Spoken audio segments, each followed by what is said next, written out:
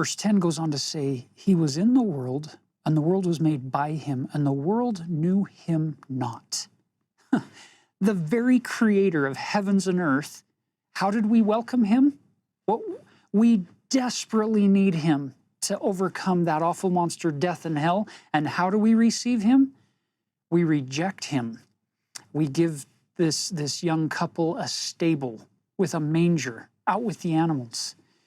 And John's version of that is, he came unto his own, and his own received him not. These are sobering words. But as many as received him, to them gave he power to become the sons of God, even to them that believe on his name. So notice how John carries this through to verse 13, these are the people who have the power to become the children of God. And some of you are thinking, wait, we're all children of God. Isn't that fascinating? In the spirit, we're all children of God. And in the flesh, we have the choice to become children of Christ.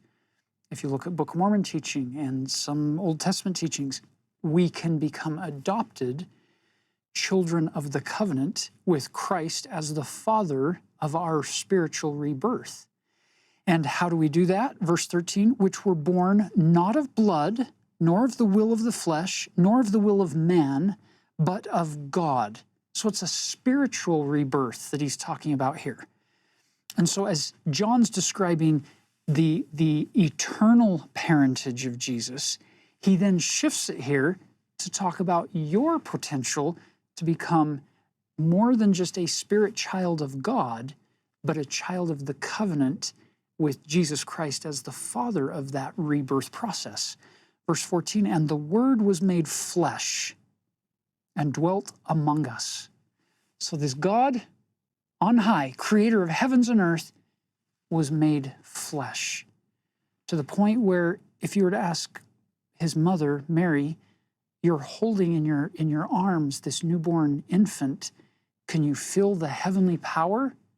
And yet there's this little mouth whose words created worlds without number, but there are no words in that moment when he's made flesh. He's an infant like you and I started. Those hands that were powerful, those hands aren't doing miraculous things at this point.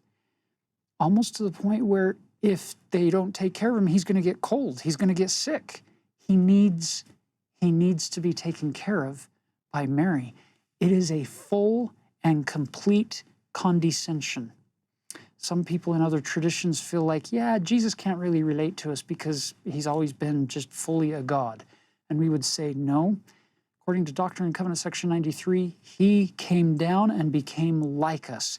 And as John says here, he was made flesh, he dwelt among us, he became one of us, and then he grew from grace to grace into this stature spiritually of understanding better who he was and what his true mission was, and he then fulfilled it.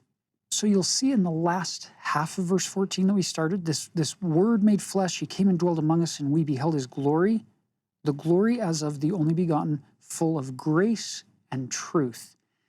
You're probably recognizing that many of the things that we're reading here in John chapter 1 are repeated in Doctrine and Covenants section 93.